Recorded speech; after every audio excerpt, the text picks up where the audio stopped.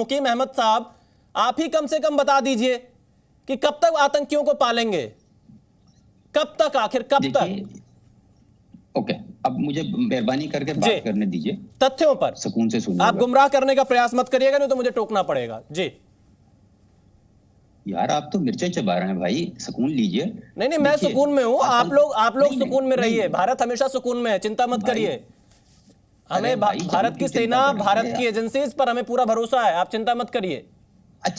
अच्छा, मेरे ऊपर भी थोड़ा भरोसा करें ना, 1-1.5 मिनट के लिए। पाकिस्तान तो भरोसे के लायक ही नहीं है। खैर, हम आपको आपकी बात रखने का मौका देते हैं, बताइए। यार कहां से, अब I am trying to be very decent, लेकिन आप जिस तरीके से मतलब बात नहीं करने देनी, तो नहीं, आप बात रखिए, मैं मौका दे रहा हूं आपको, आप बात रखिए।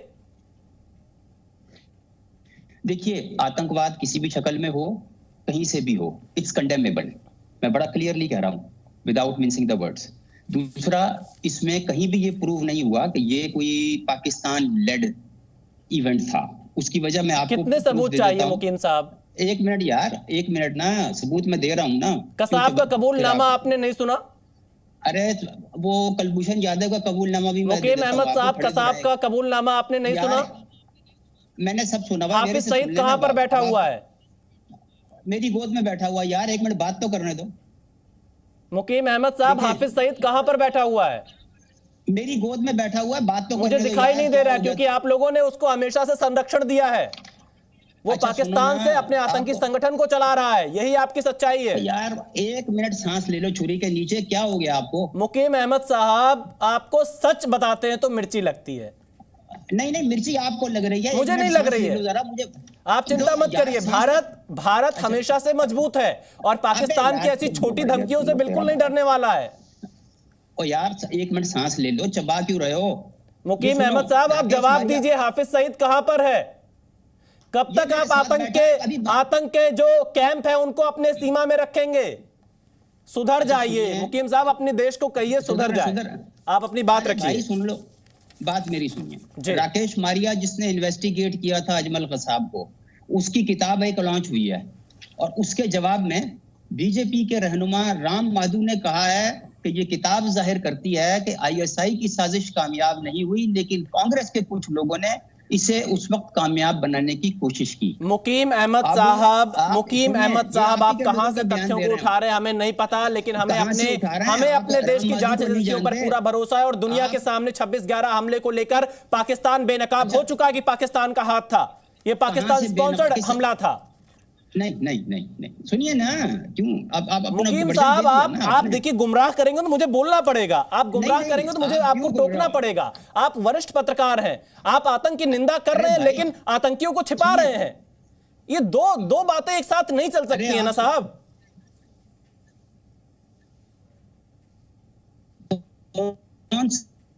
यार आप 2009 में पाकिस्तान ने 7 आदमी अरेस्ट करके उनके ऊपर केस चला रहे हैं रावलपिंडी की अदालत में। वो सब जानते हैं किस हालत में आप आतंकवादियों को रखते हैं, दिखाने के लिए केस चलाएंगे, उसके बाद उनको सारी सुविधाएं देंगे। Don't do this. मार्च 2012 में, मुकीम अहमद साहब, हर कोई जानता है, मैं शहजाद पूनावाला से जवाब लूंगा। वाले से सुन लें फिर आप। नहीं, मुकीम अहमद साहब, आप गुमराह करेंगे तो मुझे टोकना पड़ेगा। शहजाद पूनावाला साहब, जवाब दीजिए आप। इनको कितने सबूत चाहिए पाकिस्तान को? देखिए, हम जब भी बोलते हैं हम गुमराह करते हैं। देखिए, आपने अपनी बीन बजानी होती है। क्या मैं अपनी बात रख सकता हूँ विशाल जी? शहजाद पूनावाला जी, आपकी बारी है। बाजा बजाते हैं। कोई बात नहीं, इरशाद साहब सुन लीजिए, अभी शहजाद जी आपको बता देंगे, आप सुन लीजिए एक बार। आप किसी की बात तो सुनेंगे, सुन लीजिए शहजाद जी। आरती टीकू जी झूठ बोल रही थी, उनको। इरशाद जी, शहजाद पूनावाला जी की बारी है, मैं फिर आपके पास आऊंगा। शहजाद जी देखिए, यहाँ पर जो तीनों पाकिस्तानी लोग बैठे हैं, ये कहते हैं कि पाकिस्तान का आतंकवाद से कोई लेना देना नहीं है। बीच में मत बोलिए, मैंने आपके बीच में नहीं बोला, मैंने आपकी सारी बातें सुनी। ये कहते हैं पाकिस्तान का आतंकवाद से कुछ लेना देना नहीं है, तो ओसामा बिन लादेन कौन से इलाके में मिला था? अब कह दीजिए कि ओसामा बिन लादेन भी आतंकवादी नहीं था, वो शहीद था। एक प्रधानमंत्री ने तो कहा ही है आपके कि वो शहीद था। और पाकिस्तानी के कौन से तर्क और तथ्यों को मैं सीरियसली लूं? यहां पर आपके रमीज राजा कहते हैं कि नासा डाइट बनवाती है रोनाल्डो का। अब मैं आपकी बातों को सीरियसली कैसे लूं? पर हां, मैं 2-3 बातें आपको कहना चाहता हूं। देखिए, भारत और पाकिस्तान में अंतर क्या है। भारत ने अभी G20 की अध्यक्षता की, आप जो है V20 में लगे हुए हैं।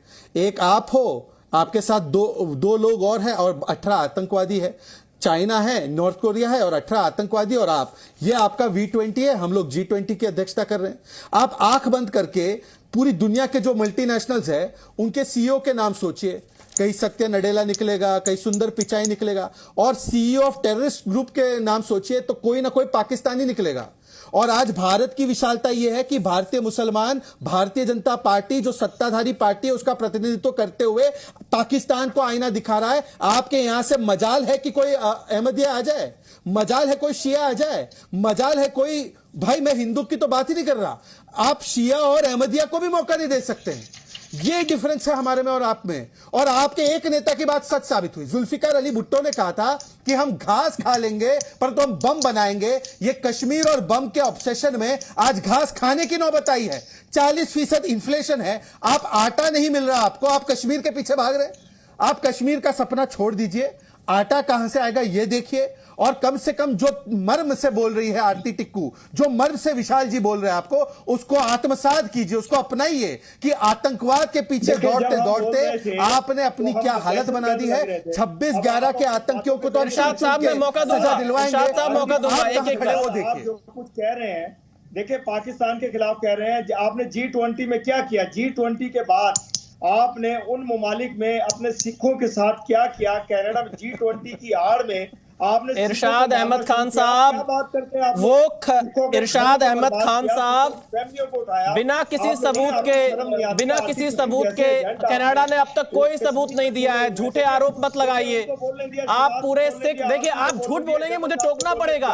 आप पूरे सिख समुदाय को इस तरह से टारगेट नहीं कर सकते हैं। आप पूरे सिख समुदाय को इस तरह से टारगेट नहीं कर सकते हैं। दबने के लिए नहीं होते हैं लोग। इरशाद अहमद खान साहब, आप सिख समुदाय को टारगेट नहीं कर सकते हैं। कनाडा ने जो आरोप लगाए वो अनर्गल है, बेबुनियाद है। अब तक कनाडा कोई सबूत नहीं दे पाया है।